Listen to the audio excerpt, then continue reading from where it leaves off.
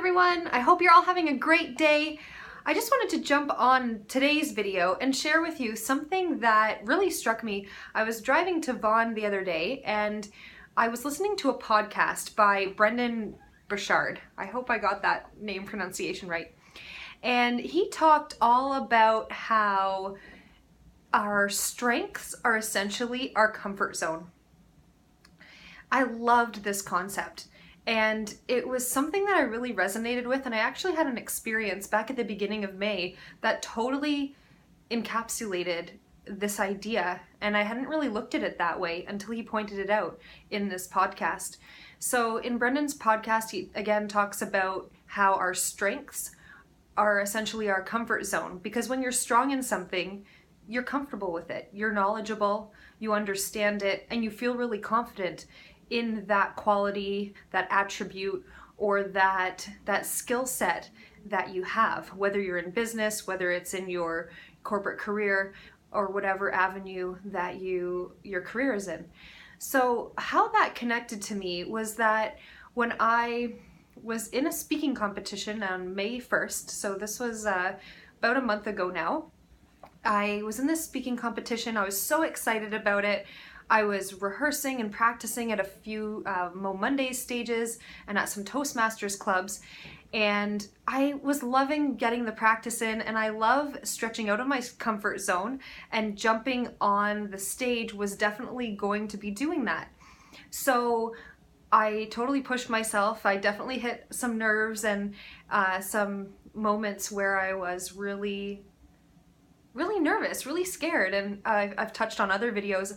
I really believe that our bodies and minds don't know the difference between being scared and excited, so I was really embracing it and reminding myself this is excitement, this is fun, you're getting out of your comfort zone.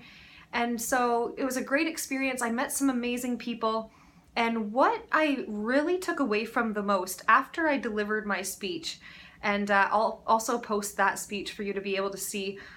There were some funny parts. I almost, or maybe I did, kind of show a little too much when I bent down to show a move to illustrate one of my points. So there was some embarrassment and everything rolled into it, but it was so much fun to deliver, and I love doing things I love, so it was great that way. So back to how this fits with our strengths and our comfort zones. After I presented, and after I saw the other 9 competitors who were all amazing, who did such a great job also and had beautiful stories, what I took away from the experience were 2 things. The first thing was that I had so much fun preparing it, and a lot of the journey to the stage were some of my most favorite moments, getting to get on other stages, to share my message with different audiences leading up to it.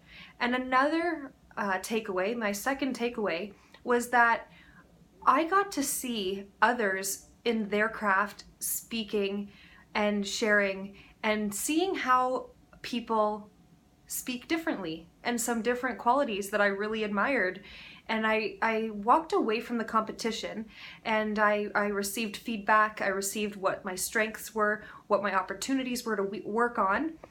And I walked away thinking, wow, like I was so proud of myself for doing it. I gave myself a lot of accolades and encouragement and praise. And I also really recognized that the strengths that I got the feedback on, excuse me to say it, but they were things that I was aware of, things like stage presence, passion, engaging and really bringing in the audience. Like those were things that, over my time at Toastmasters and in the presentations I've done since, I had really grasped that and been aware of it.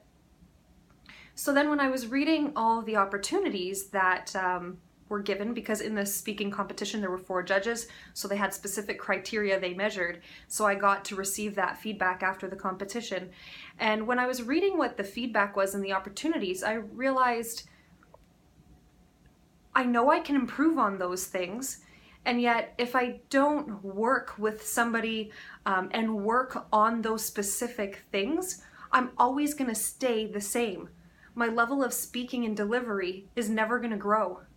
So what I really took away from the competition, the biggest blessing and gift I received, was that I want to be one of the top 4. And just to let you know, I was 5th out of 10, and I was so, so proud of that. And I went, I want to be at the level of this 1st and 2nd and 3rd and 4th speakers, because their speech was just that much more fine-tuned and well-rounded and powerful, and spoke of a really clear message. And that's what I am aspiring for.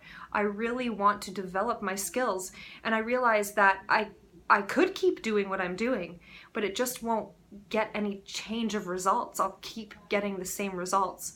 So once I received this feedback, I realized, okay, I need to start seeking the resources that can help me improve.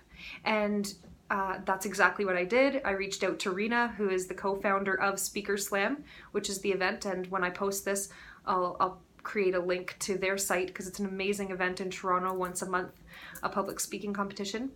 And yeah, so I reached out to her and I asked her for some guidance and who she'd recommend to speak with. And I'm happy to say that I'm actually working with Rena now on crafting a speech that I'm super, super proud of, as we are in the creation stages still. And yeah, it just made me realize, you know, what are our opportunities? What is there that we can capitalize on to craft and get better at, so that we can move up the ladder and start to receive different results? And bringing it back to Brendon Burchard's podcast, when he talks about how your strengths are essentially your comfort zone, I've always wanted to be outside of my comfort zone, because I know that that's where there's so much growth. So I'm just going to step aside here and show you this diagram that I drew, which shows that our comfort zone is right here. Those where our strengths are. And right out here, this is outside of the comfort zone, and that's where the magic happens. That's where we get to become that next level entrepreneur, business owner, career person, mother, father, daughter, role model. And it just was so powerful for me. So I empower you to think about, what areas of your life do you feel really strong in? And what are some opportunities? What are some areas that you can refine and develop your skills to make those strengths? And I think we're always learning and always growing, and there's a lot of great opportunities. So I leave you with that thought. I hope you enjoyed the video. Feel free to like it, comment, and share it if you feel so inclined. Have a great day, and do something, even if it's a small thing, that you can do to be out of your comfort zone tomorrow. Thanks, and have a great day.